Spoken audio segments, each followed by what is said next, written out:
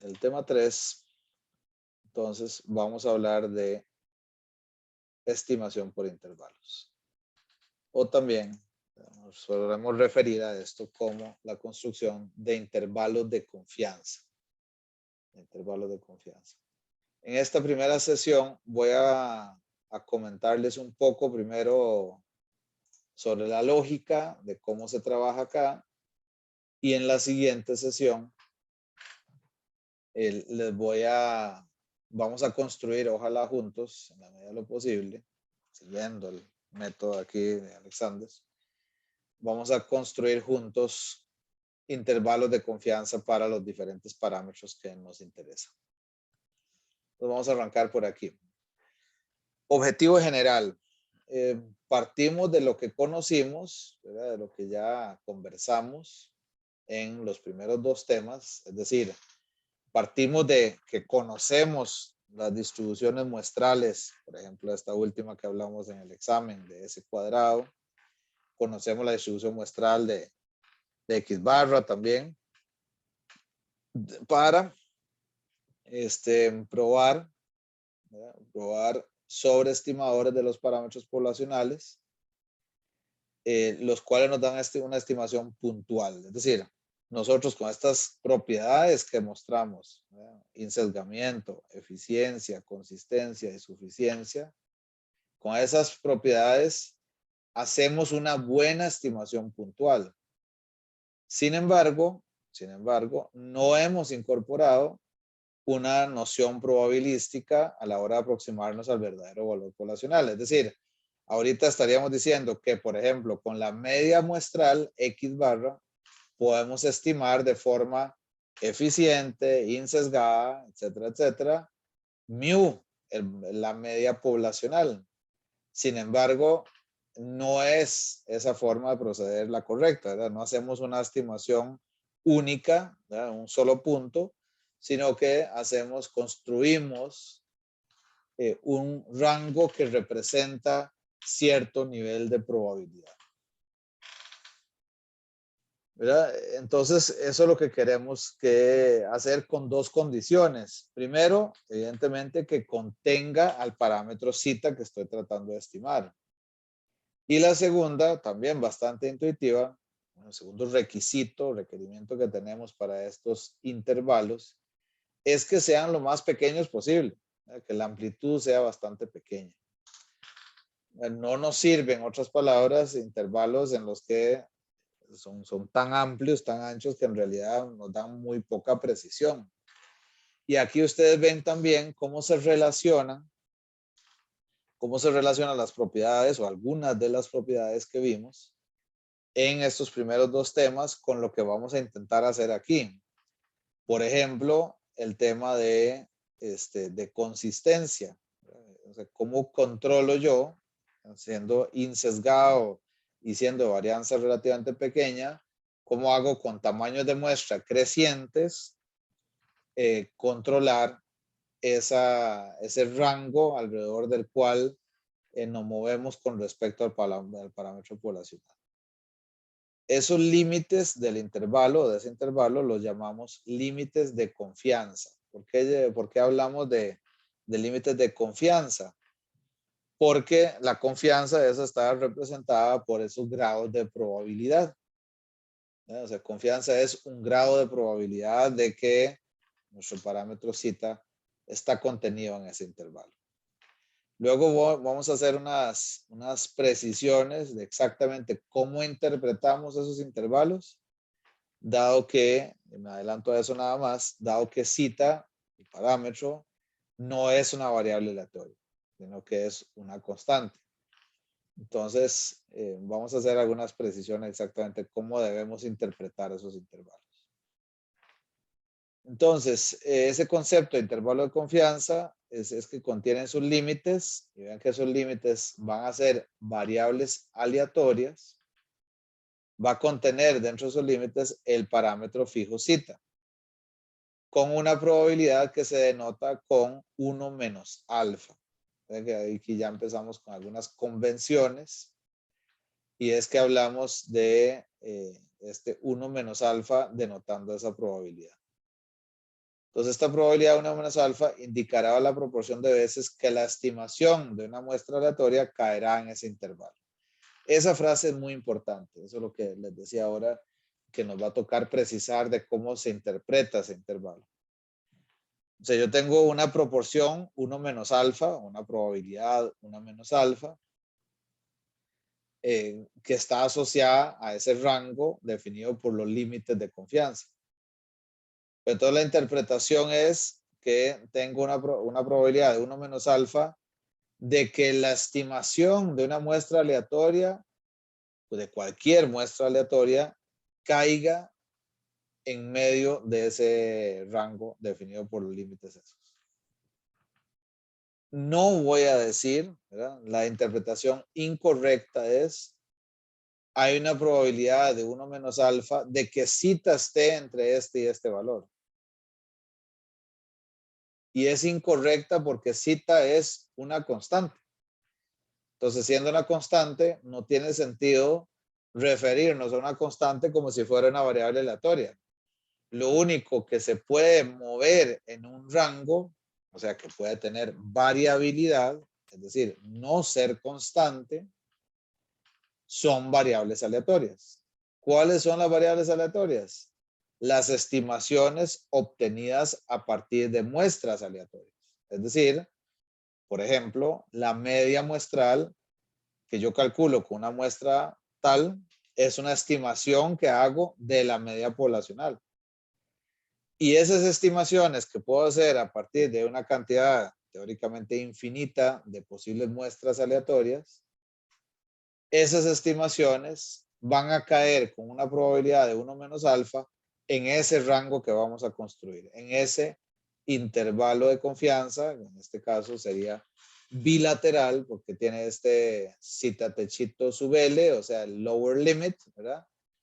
Y el zeta techito sub U, es decir, el upper limit de confianza, el límite superior. Ok, también podríamos, partir de esa noción de intervalo de confianza, que era bilateral en ese primer caso que les conté, para hacer algo intuitivamente de forma unilateral. ¿Verdad? O sea, podríamos decir que la probabilidad de que cita esté por arriba de cita techito sub L es 1 menos alfa. Entonces, en lugar de hacer un intervalo acotado por dos límites, lo hago prácticamente con uno solo. La mayoría de las distribuciones de las que estamos hablando aquí son asintóticas, no tocan el eje X, y por lo tanto es probable que estemos hablando de que ya sea que desde el menos infinito hasta un valor cita techito sub L, ¿verdad? O de ahí para arriba, dependiendo de cómo se plantee el problema. Análogamente también podríamos tener eso que les decía ahí abajo, al menos infinito a cita techito sub U. Ahora, un concepto, una noción muy importante aquí de cómo construir esos intervalos es el método pivotal. O sea, porque ahora ya dijimos a dónde apuntamos, qué queremos hacer, queremos formar un intervalo de confianza. Ahora la pregunta es, ¿cómo lo vamos a hacer? Entonces, para eso es clave, de hecho, de base en la lógica, es este método pivotal el que manda. Y lo que hace es encontrar una variable pivote que cumpla con las siguientes dos condiciones. Y les adelanto una vez que esa variable pivote la obtenemos o la buscamos a partir de nuestro conocimiento de cómo se distribuyen combinaciones de variables aleatorias, o sea, del tema 1. Lo que queremos es que cumpla dos condiciones. Uno, que sea función de los valores muestrales y el parámetro desconocido cita. Y este es el único parámetro desconocido. O sea, yo quiero que esta variable sea una combinación de esas dos cosas. Función de los valores muestrales, es decir, que calcule algo con respecto a lo que obtuve en la muestra y que también contenga en su definición de la función el parámetro desconocido cita, y que ese sea el único parámetro desconocido, que no dependamos del conocimiento de otras cosas que efectivamente no conocemos, ¿verdad? Y dos, que su distribución de probabilidad no dependa del parámetro zeta. Que yo pueda entonces encontrar, por ejemplo, valores de los cuantilos sin tener que imputar o asumir un valor específico de zeta. ¿Verdad? ¿A qué propiedad de los estimadores se refiere el punto 2, compañeros y compañeras? ¿A qué les suena eso?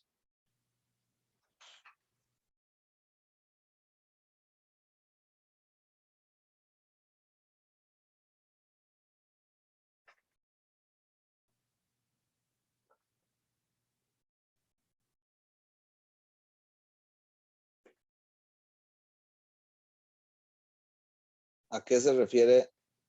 ¿A qué propiedad se refiere que no dependa la distribución de probabilidad del parámetro zeta?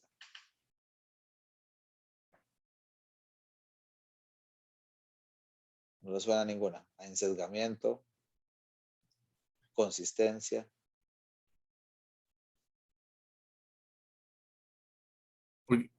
Consistencia, ¿no? ¿A qué, perdón? Consistencia. Ok, la consistencia era que no tuviera sesgo y que la varianza tendiera a cero, ¿verdad? O que el sesgo y la varianza tendieran a cero cuando n se hacía grande.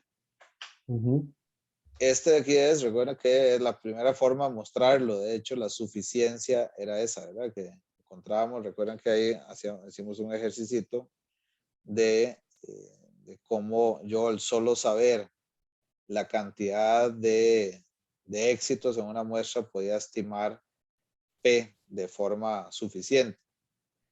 No era necesario hacer un supuesto sobre P. No importaba el P que asumiera yo en la función de verosimilitud, siempre al saber el número de éxitos yo podía estimar de suficiente ese parámetro P. Entonces esto es exactamente ese segundo requisito del método pivotal.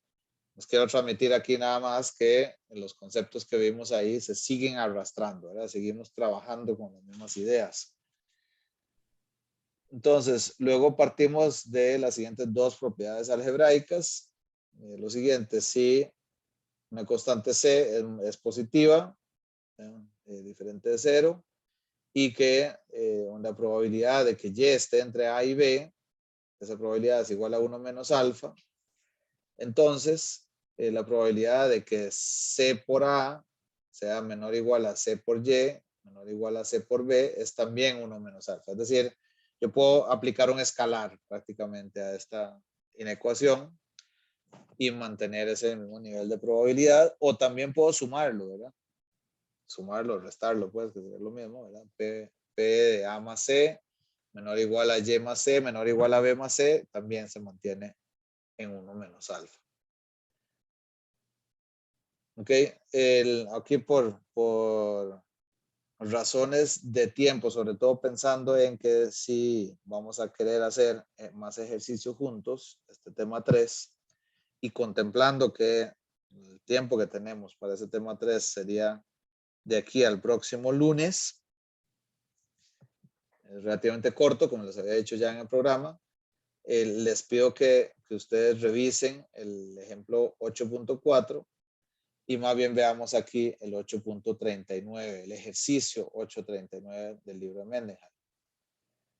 Ese ejercicio 8.39, voy a buscar aquí el libro un segundo.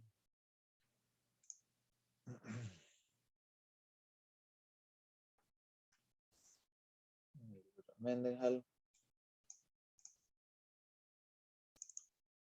8.39.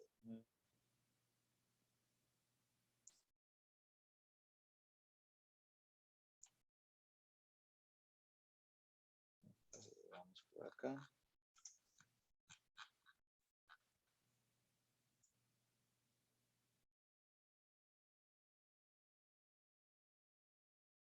A ver.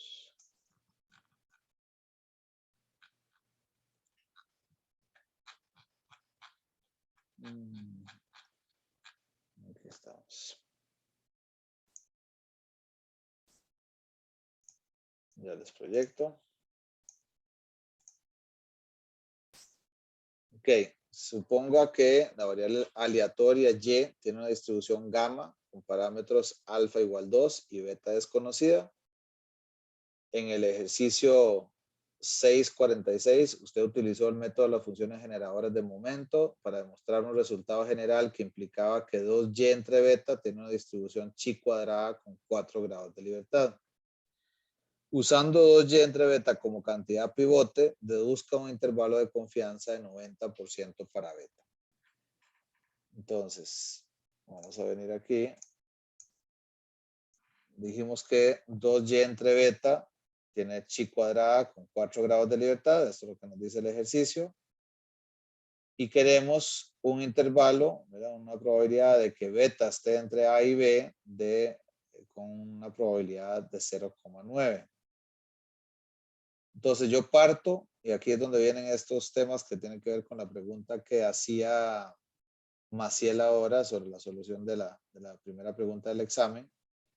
¿Cómo trabajo yo con estas distribuciones muestrales? ¿Verdad? O sea que esta W tiene una distribución muestral de chi cuadrada con 4 grados de libertad. Encuentro los límites para W primero. Entonces voy a hacer eso acá. Voy a abrir un Excelito. En el que, y así una vez compartimos cómo busco los valores de los cuantilos. Aquí yo puedo decirle en Excel, una chi cuadrada. Aquí les aclaro una vez, si uno en Excel, ¿verdad? Si está programado Excel, en R, por ejemplo, es parecido, y creo que en varios software también va a pasar esto mismo. No, están programados así por default para darle un valor de un cuantilo de la chi cuadrada y que la función, la que esté utilizando acá, me devuelva la probabilidad asociada a ese valor y a los parámetros que estoy utilizando. Entonces yo Profe, aquí, sí, dime. disculpe que lo interrumpa. No, adelante. Podríamos repasar otra vez el inciso. Claro. Digamos, Ya lo muestro acá. desmenuzarlo y ver qué Sí, es sí, cada elemento. claro que sí. Dice, supongo que la variable aleatoria y tiene una distribución gamma con parámetros alfa igual 2 y beta desconocida. Entonces hace referencia a otro ejercicio. En el ejercicio 646, usted utilizó el método de las funciones generadoras de momento para demostrar un resultado general que implicaba que 2y entre beta, es decir, 2 veces una variable con distribución gamma, Max, aquí, ¿verdad? 2 veces esa distribución gamma entre beta, es decir, el parámetro beta de esa función gamma, tiene una distribución chi cuadrada con 4 grados de libertad. O sea, haciendo esa transformación 2y entre beta, convierto la gamma a una chi cuadrada con 4 grados de libertad. Estamos partiendo de ese conocimiento que ya se mostró en el ejercicio 646. Entonces, el ejercicio ya propiamente, el 839, lo que nos dice es, use 2y entre beta como cantidad pivote y deduzca un intervalo de confianza de 90% para beta. Profe, y cuando dicen cantidad pivote, ¿a qué se refieren? A lo que se refieren es que la cantidad de pivote corresponde a lo que decía el método pivotal, que por un lado te dice, aquí tenés, las dos condiciones eran, ¿verdad, Max? Una es, esa variable está definida de tal forma que incluye una función de las observaciones muestrales, que es esta y también incluye o está definida a partir del parámetro beta, siendo ese la única variable, parámetro desconocido. No tiene más parámetros desconocidos incluidos. Entonces, esa primera condición se está cumpliendo, ¿verdad? Yo me devuelvo aquí para no estresar aquí de más la memoria. Aquí está esto, ¿verdad? Que sea función de los valores muestrales y el parámetro desconocido, en este caso beta, es el único parámetro desconocido. Y la otra, la 2, es que su distribución de probabilidad no dependa de beta. Esto quiere decir aquí concretamente que esa variable que estamos usando, 2y entre beta, que es chi cuadrada, vos no necesitas saber nada de beta para poder encontrar los valores de la chi cuadrada que hacen ese 90% de probabilidad.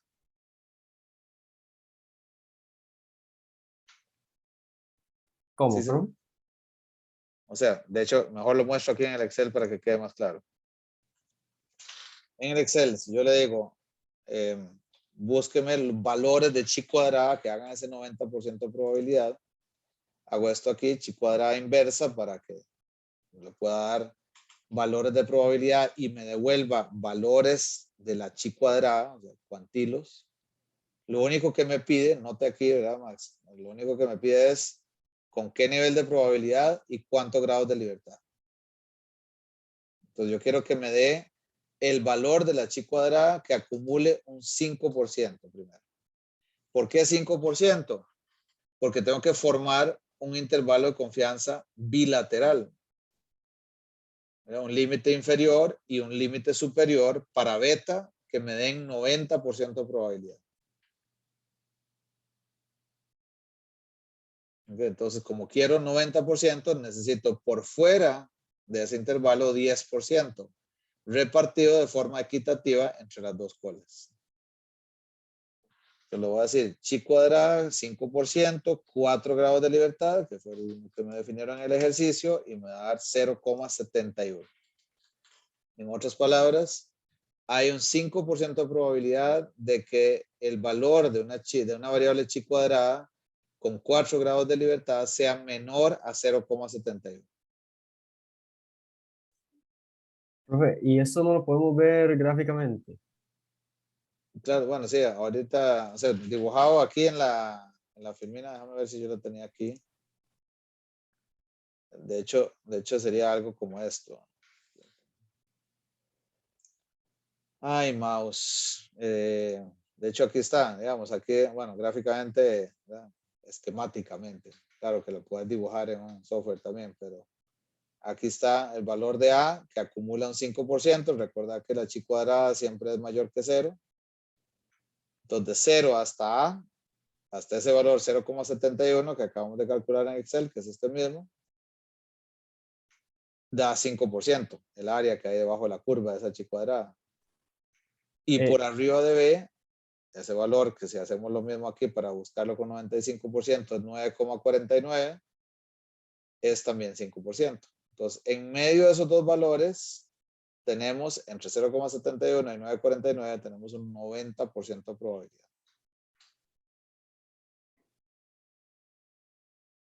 Okay, pero lo que queríamos era no un intervalo para W, sino un intervalo, como decía Maciel ahora, ¿verdad? Es que tengo un intervalo o tengo una definición de una variable U, ¿verdad? En su momento que era, o W, ya no recuerdo, que es n-1 por s cuadrado entre sigma cuadrado, y yo quería algo para s cuadrado, justamente. Entonces aquí lo que nos va a tocar ahora es despejarla de aquí, ¿verdad? No sé por qué se pone tan difícil este mouse. Profe, y digamos, de 0 a A hay 5%. De 0 a, perdón. De 0 a A hay 5%. Así es, exactamente.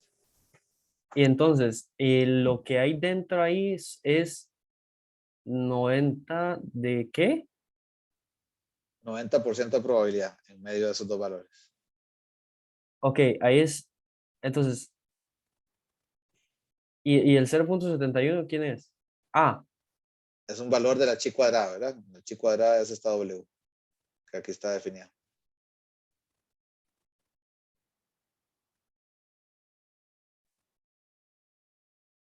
mm, Ok, vos partís de conocimiento que W, siendo 2y entre beta, esta y era gamma, estamos transformando una variable gamma en esto.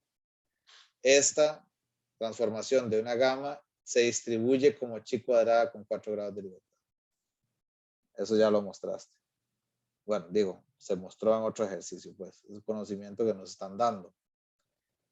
Y luego nos dicen, yo quiero un intervalo, mi objetivo final es un intervalo de confianza para beta. Entonces, partimos primero de encontrar los valores de la chi cuadrada con 4 grados de libertad que contengan un 90% de probabilidad. Y eso es haciendo esto, ¿verdad? Encontrando en el Excel, como les mostré ahora, 0,071 y 9,49. Y con esos valores despejo beta después. Ahorita contesto la pregunta que me hacían sobre cómo vamos a hacer en el examen. Entonces, aquí tengo esto, 0,71, 2y entre beta, 9,49. Y de aquí Profe, despejamos, ¿verdad? Sí, dime. profe, A es 0.71 y B es 9.49. Así es. De la Entonces W, ¿verdad? estamos De- diciendo de que W, que tiene una distribución chi cuadrada con 4 grados de libertad, tiene una probabilidad de estar entre 0.71 y 9.49 del 90%. Así es, exacto, Max. Así tal cual lo acabas de decir. Y el otro 10% es de que esté fuera de ese rango. Así es. Ok. Beta. No, beta no, W, ¿verdad? Porque W es la que se distribuye chi cuadrada con 4 grados de libertad. Ok, sí. A partir de esta, vos despejas aquí, ahora sí, 2y entre beta, despejas beta, que sería así. Y tendríamos que el límite inferior para beta sería 2y entre 9,49, entre el límite superior, y 2y entre 0,71, es decir, el límite superior. Y eso también es 90%. Y, profe, se sigue manteniendo la misma igualdad. ¿Por qué? El 90, me refiero. Porque aquí aquí se mantiene, vos estás simplemente, esto lo obtuvimos a partir de conocimiento de la chi cuadrada. Aquí vos estás manteniendo la ecuación igual, ¿verdad? O sea, no estás haciendo operaciones algebraicas manteniendo la misma igualdad. Cierto, cierto. Ok. Correcto. Vamos a ver qué. El 9,49 dice Albert. Sí, voy a mostrarlo aquí en el Excel. Ahorita, y aprovecho este último pasito aquí para decirles qué vamos a hacer en el examen.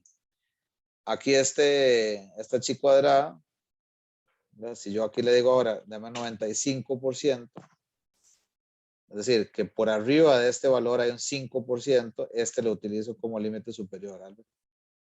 9,49. Profe, Sí. y digamos, entonces, mm, la probabilidad de que, bueno, el despeje que hicimos con beta, ¿eso se vería como una distribución diferente o igual a la gráfica que tenemos ahí dibujada? No, no, ese es exactamente ese tipo de distribución como esta. Aquí sería 9,49 aquí. Entonces es exponencial totalmente, ¿verdad, chi cuadrada? Pero me refiero, digamos, esa es la probabilidad de que la chi cuadrada con 4 grados de libertad es, digamos, bueno, no, la forma que tiene la gráfica de que la chi cuadrada esté entre eso. Ahora, para que beta esté entre 2 veces y entre 0.71 y 2 veces y 9.49, esa tiene esta misma forma que estamos viendo. No, sí, tenés razón, ya te entendí la pregunta. No, sí, tiene otro tipo, pero sí, la verdad no se me ocurrió graficar esa más, para serte muy honesto. Ok, pero sí, esa era la duda, digamos, como para saber si era la misma o no. De acuerdo, sí, sí. Sí, muy buena pregunta. Esa sí nos quedaría ahí a tarea.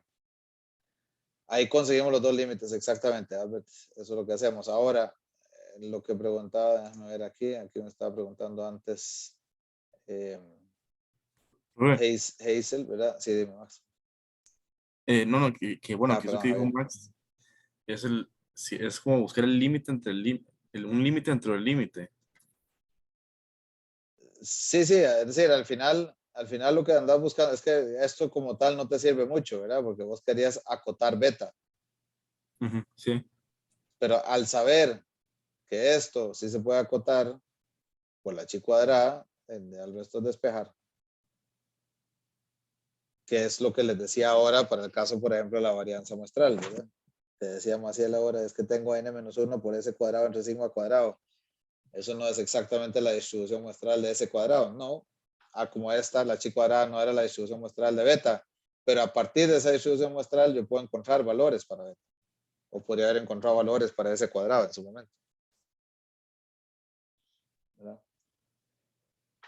Ahora, para el examen, te quería comentar eso una vez también, para que ustedes se ubiquen aquí. En el examen, eso es de las desventajas de hacer exámenes presenciales. es lo siguiente. En el examen nosotros, de hecho eso es lo que siempre se hacía antes, al final de este librito, y ahí les dejo eso de tarea, tenemos una cosa lindísima en este apéndice que se llaman, primero, las funciones de densidad, para discretas y continuas, con sus valores esperados, varianzas y demás. Y luego otro que dice así muy inocentemente, tablas. Entonces aquí vienen tablas de la binomial y vienen tablas de, entre otras, de la chi cuadrada. Vienen varias, ¿verdad? Poisson, normal. Y por aquí debe venir la chi cuadrada. Déjenme ubicarme aquí otra vez, que verdad, este mouse está terrible. A ver si lo logramos aquí.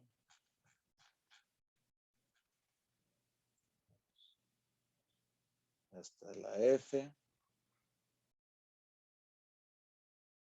Binomial. Este debe ser la Poisson. Normal, ya casi llegamos. T-student. Tiene de todo. Aquí está la chi cuadrada. Entonces vean que la chi cuadrada, aquí me dice 95% de probabilidad, aquí me dice a qué corresponde eso, ¿verdad? Corresponde al área que hay desde de ese valor del cuantilo hasta más infinito. O sea, la cola derecha, la que me están indicando aquí. Entonces, si yo quiero 95%, lo que estoy encontrando, debería encontrar ese valor de A que pusimos ahora en la filminas y que encontramos con el Excel. 95% de ahí para hasta más infinito sería 5% por debajo, con 4 grados de libertad. Aquí se leen los grados de libertad. 95, 0,71. Entonces ahora necesito la otra tablita que me da el 5% de probabilidad. Está por acá. 4 grados de libertad, 9,49.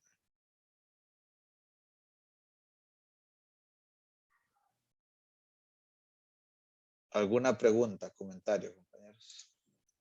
Pero, profe, ahí usted en Excel más bien metió 0.5 y le dio 0.71. 0,05 puse. Sí, 0.05 Claro, y le dio el...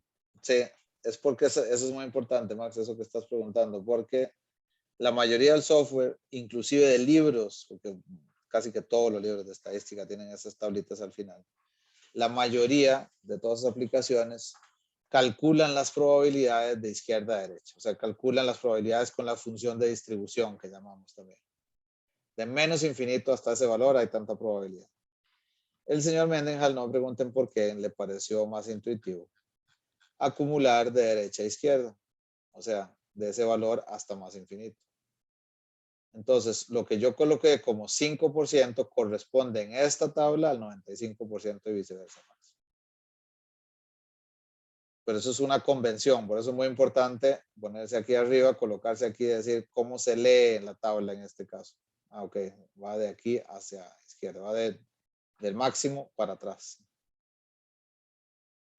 Pero, profe, de ahí yo me imagino que también, digamos, a la hora del examen nada más sería una tabla de ahí, Ah, sí, sí, al sí, sí. revés de la del No, sí, Mendenhall. exacto. O sea, y por eso es tan importante también hacer la práctica. Entonces, ya, de hecho, lo que les voy a pedir para el examen es que ustedes lleven su tablita. Entonces vos, Max, haces tu práctica y compañeros, ustedes hacen su práctica, cada quien con esa tabla, o si dicen, no, no quiero usar esta, quiero llevar otra, llevan otra, pero con esa tabla se casaron. Con esta que estamos viendo aquí. Con esta o la que quieras usar, Javier, bueno, ¿verdad? Lo importante es que vos sepas muy bien cómo se interpreta esa tabla. Recomiendo usar esta para que no tengamos, digamos, ahí pleitos de diferentes lecturas y formatos, ¿verdad? Espero que no se pongan todos creativos buscando su propia tabla. Pero digamos que no, ni quiero ni les puedo impedir que ustedes busquen la que les parezca más intuitiva.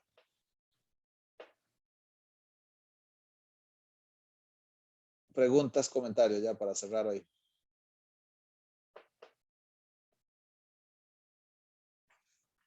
Bueno, entonces ya la próxima hacemos los intervalos para cada una de las medidas que queremos estimar, para cada uno de los parámetros. y de hoy en 8 solo hacemos práctica de esto. Bueno, que tengan muy buena tarde, que estén muy bien y nos vemos el jueves, si Dios quiere. Gracias. Profe, una pregunta. El Gracias, examen sí. de reposición no nos choca con la clase, digamos, si va a haber clase el próximo lunes. Sí, sí va a haber clase.